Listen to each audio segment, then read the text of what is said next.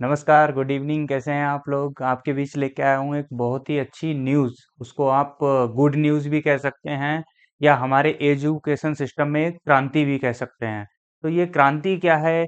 Actually जो नई शिक्षा नीति थी जो सन 2020 में प्रस्तावित की गई थी, उसको केंद्रीय जो कैबिनेट है उसने क्या किया, मंजूरी दे दी है। ठीक है, तो उसके बारे में हम आज देखेंगे कि क्या क्या उसमें कंपोनेंट्स थे, एजुकेशन सिस्टम कैसे चेंज होगा और सन 2030 तक का क्या टारगेट रखा गया है। वो सारी की सारी चीजें हैं, वो इस वीडियो में आपको हम बताएंगे, क्योंकि आजकल न्यूज में बहुत ज्यादा ही आ रहा है कि भाई एजुकेशन सिस्टम चेंज हो गया, चेंज हो गया। तो कुछ लोगों को पता है क्या चेंज हो गया, कुछ लोगों को नहीं पता है क्या चेंज नहीं हुआ। तो आइए हमारे साथ, मैं आपको बताता हूँ क्या चेंज हो गया और क्या बदल जाएगा, क्या मतलब पॉजिटिव चेंज हुए हैं, क्या नेगेटिव चेंज हुए हैं, उनकी सारी हम बात करेंगे। बने रहिए वीडियो में लास्ट तक।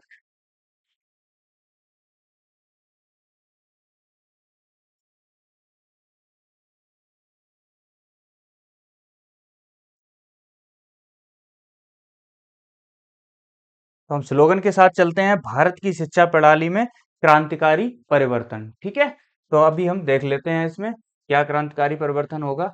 तो सबसे पहले अगर हम बात करें क्या है, जो नई शिक्षा नीति है, नई शिक्षा नीति है उसको मंजूरी मिल गई है, केंद्रीय कैबिनेट ने मंजूरी दे दी है। जो भी हमारे शिक्षा मंत्री हैं उनकी तरफ से मोहर लग चुकी है।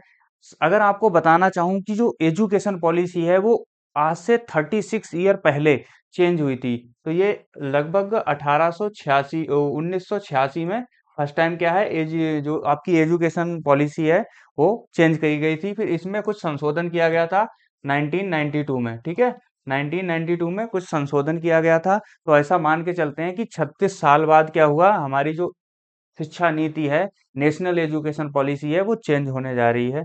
जिसमें क्या है कि 36 साल बाद भारत सरकार ने एक नई शिक्षा नीति को मंजूरी दी है। यह नीति शिक्षा प्रणाली में व्यापक सुधार लाने का वादा करती है, जिसमें स्कूली शिक्षा से लेकर उच्च शिक्षा तक के सभी पहलू को शामिल किया गया है। ये जो प्रस्तावना थी किसने रखी गई थी, जो कस्तूरी रंजन जी हैं, तो कस्तूरी रंगन जी की अध्यक्षता में ये बनाया गया था, जो स्पेस साइंटिस्ट हैं बेसिकली। ठीक है, इन्होंने नई शिक्षा नीति की प्रस्तावना दी थी। ठीक है, तो इसमें हम बहुत सारी चीजें देखेंगे कि जो स्टूडेंट्स हैं उन पे बहुत ज्यादा लोड हो जाता है। छोटे से बच्चे होते हैं, 8 साल, 6 साल, 7 साल, उन पे बहुत ज्यादा लोड हो जाता है। उनका लोड कैसे कम किया जा सकता है, कैसे स्मार्ट एजुकेशन को बढ़ावा दिया जा सकता है, उसके बारे में इन्होंने सारा डिस्कस किया हुआ है।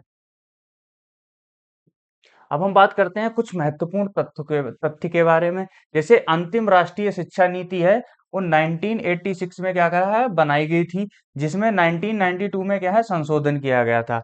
जो वर्तमान नीति अंतरिक्ष के वैज्ञानिक हैं, के कस्तूरी रंगन जी, इनकी अध्यक्षता में क्या हुआ, जो रिपोर्ट थी उसके आधारित पे जो हमारी नई शिक्षा पद्धति है वो होने वाली है। ठीक है, इसमें क्या है, जो नई राष्ट्रीय शिक्षा नीति है सन 2020 में इन्होंने प्रस्तावित की थी, जिसके तहत सन 2030 तक जो सकल नामांकन, मतलब जो ग्रॉस इनरोलमेंट रेशियो है, जीईआर है ना, वो 100% होने वाला है। मतलब जितने भी हमारी पॉपुलेशन है वो सारी की सारी क्या है, पढ़ाई करेगी, इनरोल करेगी। ठीक है, उसके बाद क्या है, नई शिक्षा नीति के अंतर्गत केंद्र व राज्य सरकार के सहयोग से क्या है, शिक्षा क्षेत्र पर की जो जीडीपी है उसमें 6%, अगर हम बात करें हिस्से में, सार्वजनिक व्यय का लक्ष्य रखा गया है। जो जीडीपी का कितना एजुकेशन के लिए रखा गया है, 6%। ठीक है, नई शिक्षा नीति है उसकी घोषणा के साथ ही मानव संसाधन प्रबंधन मंत्रालय का नाम परिवर्तित कर शिक्षा मंत्रालय कर दिया गया है। जो हमारा मानव संसाधन प्रबंधन मंत्रालय था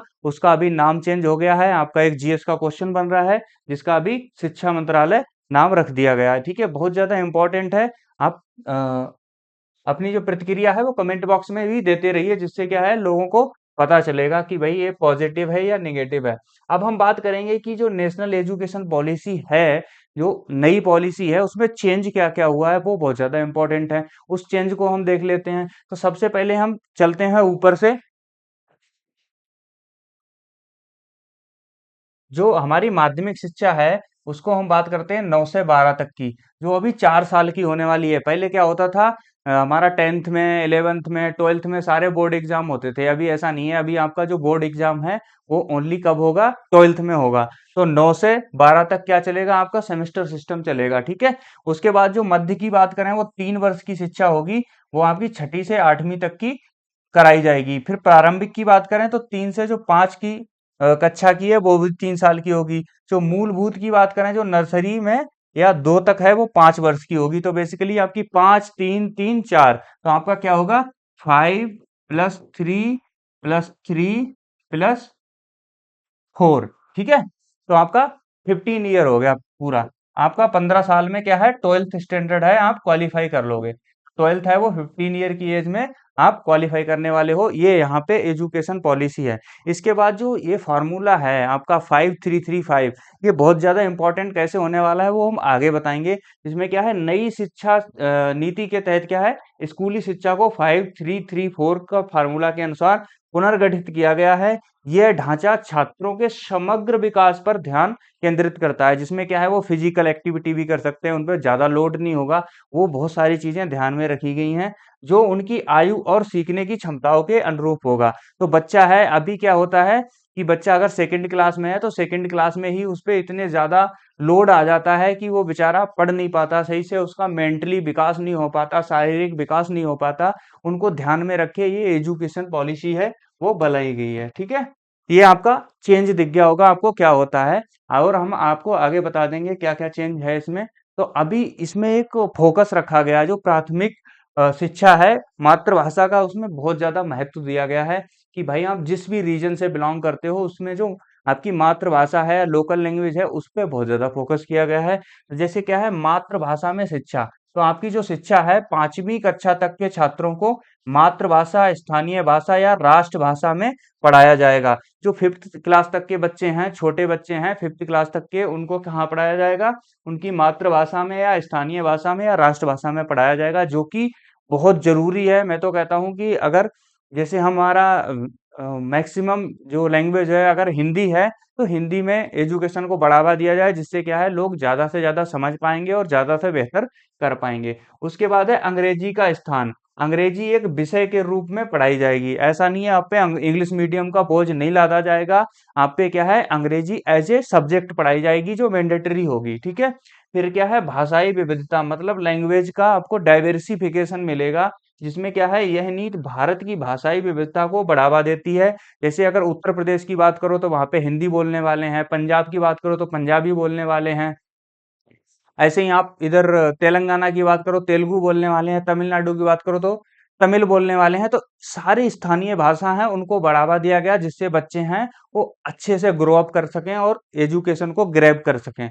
तो यह कदम छात्रों को अपनी मूल भाषा में मजबूत नींव बनाने में मदद करेगा, जबकि उन्हें अन्य भाषाओं को भी परिचित कराया जाएगा, ठीक है। तो ये आपका लैंग्वेज को लेके यहाँ पे दिया गया है। फिर हम बात करते हैं कि इसमें और क्या हुआ, बदलाव क्या हुए। अगर बदलाव की बात करें हम, तो इन न्यू एजुकेशन पॉलिसी में कुछ बदलाव हुए हैं। वो बदलाव कौन कौन से हुए हैं कि 10वीं का जो बोर्ड है वो आपका खत्म कर दिया गया है। अब आपका 10वीं क्लास का बोर्ड नहीं बचा है, 10वीं क्लास में आपको बोर्ड के एग्जाम नहीं देने पड़ेंगे। 10वीं की कक्षा बोर्ड परीक्षा अब अनिवार्य नहीं होगी। सेमेस्टर प्रणाली की मैं बात कर रहा था, आपका 9th से 12th क्लास, मतलब जो 4 ईयर हैं, इसमें क्या होगा, सेमेस्टर कक्षा होंगी, सेमेस्टर आधारित पर परीक्षाएं होंगी, आपको सेमेस्टर सिस्टम होगा। बेसिकली जो आप बीएससी में 4 साल सेमेस्टर सिस्टम पढ़ते थे, वो अभी आपको 9th से 12th तक पढ़ना पड़ेगा। ये भी बहुत ज्यादा इंपॉर्टेंट हो गया है। फिर 12वीं की बात करें तो 12वीं का जो बोर्ड एग्जाम है वो बोर्ड ही रहेगा। 12वीं कक्षा में बोर्ड परीक्षा जारी रहेगी, जैसे आप एग्जाम 12th में बोर्ड के देते थे वो वैसे ही रहेंगे। यह क्या है, एक नया मूल्यांकन ढांचा छात्रों पर परीक्षा के दबाव को कम करने और उनके समग्र विकास पर ध्यान केंद्रित करने के लिए प्रयास करता है। तो इसमें बेसिकली क्या है, उनका जो भी मतलब शारीरिक ढांचा है उसको, मतलब शारीरिक विकास है वो अच्छे से हो, मेंटली विकास अच्छे से हो, लोड थोड़ा कम रहे एग्जाम का, उसकी वजह से ये ऐसा सिस्टम बनाया गया है, ठीक है। तो ये आपको मेजर बदलाव देखने को मिल गए हैं। फिर हम बात करें उच्च शिक्षा में नए आयात क्या हैं, कि जो आपका हायर एजुकेशन है, हायर एजुकेशन के लिए इसमें क्या होने वाला है, कौन कौन से आयाम हैं। तो पहला है स्नातक की अवधि। अब आपको स्नातक की अवधि कैसी मिलेगी, यहाँ पे आपको वेरिएशन दिया गया। अगर आपको सपोज हायर एजुकेशन करना है कि आप बीएससी के बाद एमएससी पीएचडी करना चाहते हो, तो आपके लिए एजुकेशन सिस्टम डिफरेंट है। अगर आपको सिर्फ ग्रेजुएशन करना है तो आपके लिए सिस्टम डिफरेंट है। वो कैसे है? अगर आपको स्नातक की डिग्री अब 3 या 4 साल में होगी, अगर आपको सिर्फ स्नातक करना है उसके बाद नौकरी देखनी है, तो आपको सिर्फ 3 साल की स्नातक डिग्री लेने की जरूरत है, 4 साल पढ़ाई करने की जरूरत नहीं है। ठीक है। अगर आपको हायर एजुकेशन की तरफ जाना है तो आपको 4 साल की डिग्री करनी पड़ेगी। तो यहाँ पे क्या है, यह 4 साल की होगी। 3 साल की डिग्री उन छात्रों के लिए है जो उच्च शिक्षा नहीं लेना चाहते, जबकि 4 साल की डिग्री उच्च शिक्षा के लिए आवश्यक होगी। ठीक है। यहाँ पे एक प्रॉब्लम आ सकती है कि कोई स्टूडेंट है, उसकी मतलब कुछ समस्या ऐसी है कि उसने प्लान किया कि उसको सिर्फ 3 साल का एजुकेशन करना है, उसको हायर एजुकेशन नहीं करना है। 3 साल होते होते उसका क्या है, प्लान बन गया हायर एजुकेशन को, तो वहां पे सरकार को कुछ संभावनाएं यहाँ पे रखनी चाहिए, जिससे वो स्टूडेंट है वो ट्रांसफर भी हो सके 4 ईयर के लिए, जिससे क्या है वो अपना हायर एजुकेशन भी परस्यू कर सके, जो यहाँ पे वैलिड पॉइंट हो सकता है। फिर हम लचीला पाठ्यक्रम की बात कर लेते हैं कि यहाँ पे फ्लेक्सिबिलिटी भी मिलती है। आपको फ्लेक्सिबिलिटी काय की मिलती है कि छात्र बीच में दूसरे कोर्स कर सकेंगे। मतलब आप बीएससी एग्रीकल्चर कर रहे हो, आपका मन है कि हॉर्टिकल्चर आपको 6 महीने की ट्रेनिंग लेनी है, तो आप जाके ट्रेनिंग ले सकते हो। ठीक है। वे एक कोर्स से सीमित समय के लिए ब्रेक लेकर दूसरा कोर्स कर सकते हैं, जो कि शिक्षा में लचीलेपन को बढ़ावा देता है। ये एक बहुत अच्छी बात है। बहुत सारे स्टूडेंट हैं वो अपना स्किल इन्हांसमेंट करने के लिए उनको छुट्टियां नहीं मिलती हैं, वहां पे ये क्या है, अपना स्किल है उसको बढ़ा सकते हैं। कोई कोर्स है, डिप्लोमा है, वो बीच में भी कर सकते हैं। वहां पे आपका एजुकेशन जो आपकी पढ़ाई चल रही है उसमें कोई नुकसान नहीं होने वाला है। ठीक है। थोड़ा सा और चेंज हुआ है, शोध और नवाचार को बढ़ावा देने के लिए इन्होंने क्या करा है, जो एमफिल है उसको समाप्त कर दिया गया है। एमफिल बेसिकली क्या होता था, जब भी हम पीएचडी में एडमिशन लेते थे तो उसमें हमारे जो कोर्स वर्क होता है, तो बेसिकली एमफिल में वो आपका कोर्स वर्क एमफिल में एज ए डिग्री प्रोवाइड करता था। एक तो आपका सारा सिलेबस कवर हो जाता था और आपको एक एक्स्ट्रा डिग्री दी जाती थी जो 1 साल की अवधि की होती थी। ठीक है। तो अब इसको समाप्त कर दिया गया है, जबकि कुछ लोग थे वो एमएससी में एमफिल में 1 साल में अपना कोर्स भी पढ़ते थे और उसमें शोध भी करते थे। तो गवर्नमेंट ने सोचा है कि 1 साल में 4 कोर्स पढ़ने की बजाय वो शोध पे फोकस नहीं कर पाते हैं, इसलिए एमफिल का रोल ही खत्म कर देते हैं। तो क्या किया इन्होंने, एमफिल है वो आपका रोल खत्म हो गया है, आपकी एमफिल समाप्त हो गई है।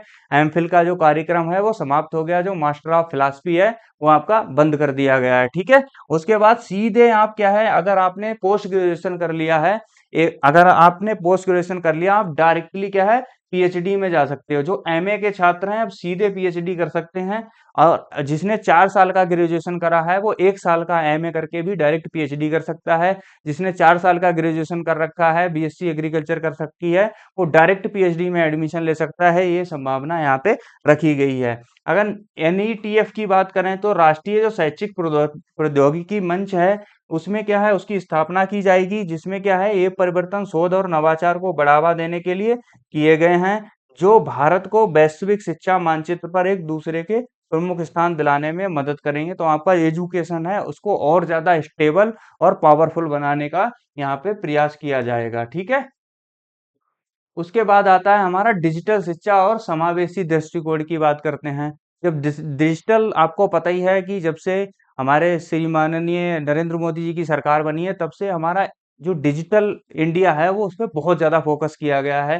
डिजिटल एजुकेशन पे भी फोकस किया है। कोविड आने के बाद तो बहुत ज्यादा हो गया है। तो इसमें आपको ई कोर्सेस लॉन्च किए जाएंगे। अभी भी हालांकि बहुत सारी यूनिवर्सिटी हैं उन्होंने अपने ई कोर्सेस लॉन्च किए हैं, आप वहां से वेबसाइट से जाके पढ़ सकते हो। उसके बाद क्या है, क्षेत्रीय भाषाओं में ई कोर्सेज शुरू किए जाएंगे। अगर आपने कोई भी, जैसे आप तमिलनाडु से हो तो तमिल में आपको ई कोर्सेज प्रोवाइड किए जाएंगे, उत्तर प्रदेश से हो तो हिंदी में, पंजाब में हो तो पंजाबी में, वो अलग अलग आपकी स्थानीय भाषाओं में ई कोर्सेज आपको मिलेंगे। ये एक बहुत अच्छी बात है, इसमें हम 100 में से 100 नंबर देना चाहेंगे। उसके बाद वर्चुअल लैब्स की बात कर लें, आपको ऐसी लैब्स मिलेंगी जिसमें आप वर्चुअली वर्क कर सकते हैं। छात्रों के लिए वर्चुअल लैब्स विकसित कराई जाएंगी जिसमें वो अपना काम कर सकते हैं। समान नियम की बात करें, जो इक्वलिटी की बात करें, उसमें क्या है, सरकारी, निजी, डीम्ड सभी संस्थानों के लिए समान नियम लागू किए जाएंगे। ये एक बहुत अच्छा कदम है, इसकी बहुत ज़्यादा ज़रूरत थी, क्योंकि आजकल एजुकेशन को क्या है, एक बिज़नेस बना लिया गया है। उस बिज़नेस की वजह से जो गरीब और किसान के बच्चे हैं वो बहुत ही ज़्यादा मतलब शोषित करे जाते हैं बेसिकली, क्योंकि उनके पास इतना पैसा नहीं होता है, फिर भी उन्हें एडमिशन लेना होता है, पढ़ाई करनी होती है। उनका जो बोल सके तो इकोनॉमिकल शोषण होता है उनका, जो पैसे का बहुत ज़्यादा दिक्कत होती है। यह नीति डिजिटल शिक्षा को बढ़ावा देने के लिए साथ-साथ शिक्षा के क्षेत्र में समानता और समावेशी सुनिश्चित करने का प्रयास करती है। ये बहुत ही अच्छा कदम है और ये मस्ट मतलब बहुत ज़्यादा ज़रूरी था। ठीक है? उसके बाद आपका आता है नई शिक्षा नीति है, उसमें भविष्य की ओर क्या कदम उठाए गए हैं। सबसे ज्यादा है कि डाइवर्सिटी का ध्यान रखा गया है, मतलब स्थानीय लैंग्वेज में आपको एजुकेशन प्रोवाइड कराया जाएगा, मातृभाषा में आपको क्षेत्रीय भाषाओं में ई कोर्स मिलेंगे। लचीला मूल्यांकन है, 10वीं बोर्ड समाप्त कर दिया गया है, 9 से 12 तक सेमेस्टर सिस्टम हो गया है और आप बीच में अपना एजुकेशन स्टॉप करके दूसरा कोर्स भी कर सकते हो, दूसरा आप एडमिशन भी ले सकते हो। यहाँ पे पूरी संभावनाएं हैं आपके लिए। उच्च शिक्षा में सुधार है, मतलब जब भी आप हाई एजुकेशन करते हो तो आपका प्रोसेस है वो थोड़ा लंबा था, अभी थोड़ा स्लो हो गया है, मतलब आप ग्रेजुएशन से डायरेक्ट पीएचडी कर सकते हो। उसके बाद है डिजिटल युग की तैयारी। अब डिजिटल युग में आपको पता है एनईटीएफ की स्थापना करी जाएगी, जिसमें लैब्स वगैरह सारा कुछ अच्छे से बनाया जाएगा, वहां से आप अच्छे से कर सकते हैं। नई शिक्षा नीति जो सन 2023 में प्रपोज करी गई थी, उसमें क्या भारत की शिक्षा प्रणाली में एक महत्वपूर्ण मोड़ है। यह नीति छात्रों को 21वीं सदी की चुनौतियों के लिए तैयार करने लक्ष्य रखती है, जबकि भारतीय मूल्यों और संस्कृति को बढ़ावा देती है। जब भी हम लोकल लैंग्वेज में अपना पढ़ाई करेंगे तो हमारा जो संस्कृति है वो भी ऊपर उठ के आएगी, उसका भी स्तर ऊपर उठेगा। ठीक है। अब आप अपनी राय दे सकते हैं कमेंट बॉक्स में कि आपको जो नई एजुकेशन पॉलिसी के बारे में हमने बताया है वो आपको कैसा लगा, आपका क्या सुझाव है। नई एजुकेशन पॉलिसी है वो वर्क कर पाएगी या वो कितना एजुकेशन को चेंज कर सकती है, स्टूडेंट्स के लिए कितनी ज़्यादा हेल्पफुल हो सकती है, कैसे स्टूडेंट्स हैं वो स्मार्ट स्टडी करके स्मार्ट जॉब ले सकते हैं, स्मार्ट तरीके से पढ़ाई कर करके और ज़्यादा नॉलेज गेन कर सकते हैं, कम टाइम में ज़्यादा नॉलेज गेन कर सकते हैं। तो आप अपना कमेंट बॉक्स में ये अपनी प्रतिक्रिया देके हमें बता सकते हैं। अगर आपने हमारा चैनल सब्सक्राइब नहीं किया है तो ऐसी ही और बहुत सारी वीडियो और जानकारी के लिए हमारे चैनल को सब्सक्राइब कर लीजिए और इस वीडियो को ज़्यादा से ज़्यादा शेयर करिए, जिससे क्या है बहुत सारे लोग हैं उन तक ये वीडियो पहुंचे और उनको नई एजुकेशन पॉलिसी के बारे में जानकारी मिले। धन्यवाद। जय हिंद, जय भारत।